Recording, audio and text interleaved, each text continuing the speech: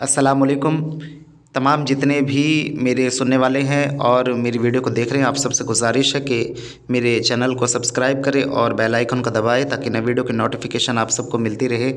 और ये जो मैं अमल आपके लिए लेकर आया हूँ, ये हर हाजत को पूरी करने का अमल है। यानी कि आपकी कोई भी हाजत रहे जो जायज़ है, आपका कोई रिस्क का मसला है, आपकी कोई जॉब नहीं है, आपका कोई रिश्ता नहीं हो रहा है, आपको कहीं शादी करनी है, आपको कोई भी ऐसा मसला है जो आपको लगता है कि नामुमकिन है, ये होगा ही नहीं, या फिर आप उसके लिए थक गए हैं, किसी से इलाज करा के थक गए हैं, किसी से काम करा के थक गए हैं और उसमें आपको फ़ायदा नहीं मिल पा रहा है। इलाज से मतलब ये नहीं है कि आप इससे जादू जिन्नात का इलाज करें।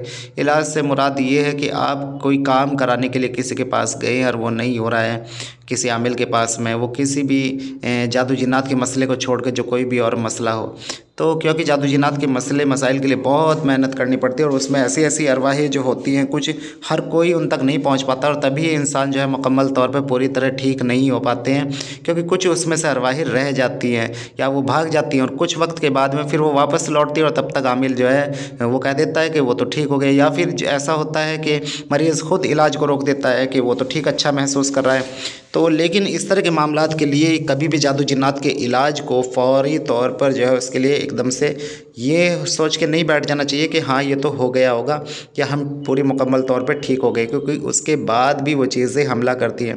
हम जब यहाँ से काम करते तो उसके बाद भी मैं जो है यहाँ से काम पे लगा के रखता हूँ मेरे जितने भी जो भी मददगार हैं, और वो अगर कोई भी चीज़ मरीज़ के ऊपर वापस लौटने की कोशिश करती है या कोई भी चीज़ ऐसी रहती है तो वो उसे पहले से पहले वहीं के वहीं निपटा देते हैं।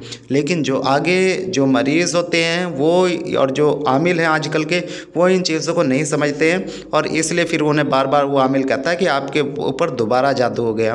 तो ऐसा मसला नहीं होता है, हर एक के साथ में ऐसा मसला नहीं होता है, लेकिन लोग बचने के लिए, ख़ुद को सेफ करने के लिए ये चीज़ बोल देते हैं कि दोबारा हो गया, वरना वो दोबारा नहीं होता है। तो अगर आप अमलियात का कोर्स करना चाहते हैं, बातें नज़र खोलना चाहते हैं, जिन मौके पर ही हमसाद की तस्कीर करके अपना या दूसरों का काम करना चाहते हैं, या आप जो है किसी वली से मुलाकात चाहते हैं, उनसे अपने किसी मसले का हल चाहते हैं, तो आप उसके लिए भी आप हमसे रब्ता कर सकते हैं। वली से मुलाकात करनी हो या बातें नज़र खोलनी हो, या फिर आपको जैसे कि मैंने बताया है जिन मौके पर ही हमसाद की तस्कीर करके अपना दूसरों का काम करना हो, अगर हिंदू भाई हैं वो देवी देवताओं की हाज़िरी चाहते हैं या किसी भी मखलूक की हाज़िरी चाहते हैं तो वो उसके लिए आप हमसे रब्ता कर सकते हैं। आपके मज़हब के अकॉर्डिंग हम इंशाल्लाह उससे करा देंगे। और इसके अलावा मैं कहना चाहूँगा, अगर आप किसी बीमारी को लेकर परेशान हैं या फिर आप जादू जिन्नात से परेशान हैं, आपके ऊपर कोई बंदिश है और उसका हल नहीं हो पा रहा है, या फिर ऐसे केस हैं जिसमें आप थक गए हों इलाज करा के, तो उसके लिए आप हमसे ज़रूर रब्ता करें। हमारी काम की एक फ़ीस होती है, वो फ़ीस अदा करके आप हमसे काम करा सकते हैं। बाकी हमारी वीडियोस पड़े हैं, जो भी नए विज़िट कर रहे हैं लोग हमारे चैनल को, वो ज़रूर हमारी वीडियोस देखें, इलाज के, हमारे शागिर्दों के एक्सपीरियंस के, जिस तरह हमने बच्चों को अमल कराए हैं उसमें वो कामयाब हुए हैं, जिनके मौकिल के, परी के, हमसाद के, उन तमाम अमाल के मैंने जो है एक्सपीरियंस यहाँ शेयर कर रखे, तो वो ज़रूर देखें। और इलाज के भी मैंने बहुत सारे एक्सपीरियंस शेयर कर रखे हैं, जो भी नए इलाज कराने वाले लोग हैं उन्हें ज़रूर देखा। तो सबसे पहले आपको ये करना है कि ये अभी जो मैं अमल आपको बताने वाला हूँ इसमें एक नक्श है, उस नक्श की आपको ज़कात देनी है और साथ में एक पढ़ाई भी पढ़नी है। ठीक है, अमल तो वैसे 8 दिन का है, लेकिन 41 दिन आप इसकी जो है ज़कात अदा करें पढ़कर। और बहुत छोटा सा अमल है, मुश्किल से आप यकीन मानेगा 5-10 मिनट आप इस अमल में लगाएंगे। जब आप इस अमल को पढ़ेंगे तो इस अमल को कोई भी जो है बड़ी आसानी से कर सकता है। लेकिन मैं हमेशा से कहता हूँ कि अगर आपका कोई रहबर हो, अगर आपका कोई पीर उस्ताद हो, तो उसकी निगरानी में करिए। ये नक्श है, ये खाली उन बातें नक्श है और इसे लिखना है और इसी की लिख कर ज़कात अदा करनी है। चाल से लिखना है और जो है बीच में जो है या कादिरु लिखना है। जब आप इस नक्श की ज़कात अदा कर लें तो ये 35 मरतबा डेली लिखना है। ध्यान रखिएगा 41 दिन तक 35 मरतबा इस नक्श को लिखना है और 35 मरतबा इसे डेली लिखकर 41 दिन तक जब आप इसे लिख लेंगे तो इसके आप आमिल बन जाएंगे और कोई भी काम होगा तो फौरी तौर पर होगा। और जब आप इसे नक्श को 35 मरतबा लिखेंगे तो 1152 मरतबा आपको या कादिरु भी पढ़ना है। अव्वल आखिर दरूद शरीफ पढ़ा जाएगा 11 मरतबा और 35 से जो है वो नक्श लिखे जाएंगे। ध्यान रखिएगा कि आप चाल के हिसाब से ही उस नक्श को लिखें। अगर आपको चाल नहीं आती है तो देख ले, पहला फर्स्ट नंबर जो सबसे कम है, उसके बाद में उससे बड़ा नंबर, उसके बाद में उससे बड़ा नंबर और फिर उससे बाद उसका बड़ा नंबर जो है, इस तरीके से आप चाल को फिल करते जाइएगा हर खाने को देखकर। तो और जब आप बाद में इस अमल को इस्तेमाल करें तो 41 दिन ज़कात के बाद में, तो उसके बाद में ये जो काम करेगा 8 मिनट, 8 घंटे, 8 दिन के हिसाब से ये अमल आपका काम करेगा और इंशाल्लाह कोई भी काम होगा अल्लाह के हुक्म से वो फौरी तौर पे हो जाएगा और फौरी हो जाता है, उसी दिन हो जाता है अल्लाह के हुक्म से अगर आप इसे करेंगे, क्योंकि ये इसमें ही ऐसा है कादिर कि अल्लाह ताला का नाम है और अल्लाह ताला तो कुछ भी करने पे कादिर है। बस आपका यकीन अमलियात में जिसका बहुत कावी है, जिसका यकीन अंधा है ना, वो कामयाब है अमलियात में, ध्यान रखिएगा इस बात को।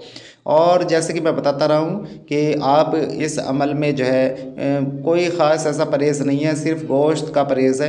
हर किस्म के गोश्त से आप इसमें परहेज़ कर लें तो अच्छा रहेगा। इस अमल में एक ताकत और क़ुव्वत पैदा हो जाएगी। और ये नक्श आपको डेली लिखने हैं 35 मरतबा और वक्त मुकर्रर पर आपको 1152 मरतबा पढ़ाई भी करनी है। तो इसके बाद में जब आप आमिल हो जाएंगे तो एक तस्बीह इसकी या कादिर को अपने विर्द में रखें और जो है एक नक्श आप डेली लिखते रहें तो ये अमल आपके काबू में रहेगा। और जब भी आपको कोई काम लेना हो तो नक्श लिखें, 4 नक्श लिख लें और नक्श के जो खाने हैं यानी कि जो बीच का खाना है जहाँ या कादिर लिखा है वहाँ पर अपना मकसद लिखें।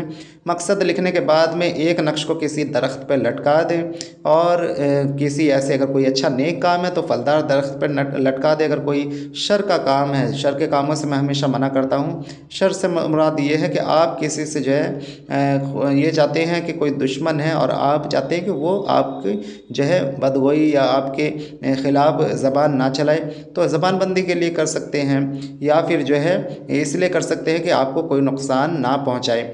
तो ये ध्यान रखें कभी भी किसी को नुकसान पहुंचाने के लिए अमाल नहीं करने चाहिए, उनके बहुत बुरे साइड इफ़ेक्ट होते हैं। वो वापस आकर आमिल पर ही उसके असरात पलटते हैं या फिर उसकी औलाद पर या फिर उसकी नस्लों पर पलटते हैं। तो इसलिए शर के अमाल से बचना चाहिए, क्योंकि हमें नहीं पता है कब हमें उसे करते हुए कब हम किस बात को ऐसा सोच ले कि जो उसकी मखलूक है अमल की और वो बुरा मान जाए और वो उल्टा हमारे ऊपर पड़ जाए वो अमल। तो इनसे बचना चाहिए। मैंने बहुत लोगों को देखा है और इन चीज़ों से बर्बाद होते देखा है, तो ऐसे अमाल से बचना चाहिए। मैं हमेशा से मना करता हूँ शर के अमाल मत क्या करें और जो है ना ही इस चक्कर में पड़ा करें। सिर्फ़ और सिर्फ नफ़े के लिए है। कुरान अल्लाह ताला ने बताया है कि अल्लाह ताला ने जो है मोमिन के लिए कुरान को जो है शिफा के लिए और फ़ायदा पहुँचाने के लिए ही जो है उतारा है, ना कि नुकसान पहुँचाने के लिए। हाँ, जालिम से बचने के लिए आप कुछ करें, अपनी हिफाजत के लिए करें, समझ रहे हैं। तो यहाँ जो ये मैंने अमल बताया आप इसे करें। और जैसे कि मैंने बताया एक नक्श को दरख्त पे लटका दें और एक नक्श को पानी के करीब, पाक साफ पानी के करीब दबा दें, उसके बीच में भी अपना मतलब लिख दें और जो है एक नक्श को जो है अपने पास रखें, एक नक्श को किसी भारी पत्थर के नीचे दबा दें। इंशाल्लाह फिर देखिए फौरी तौर पे पहले दिन ही इंशाल्लाह ताला जो आपका काम है वो हो जाएगा।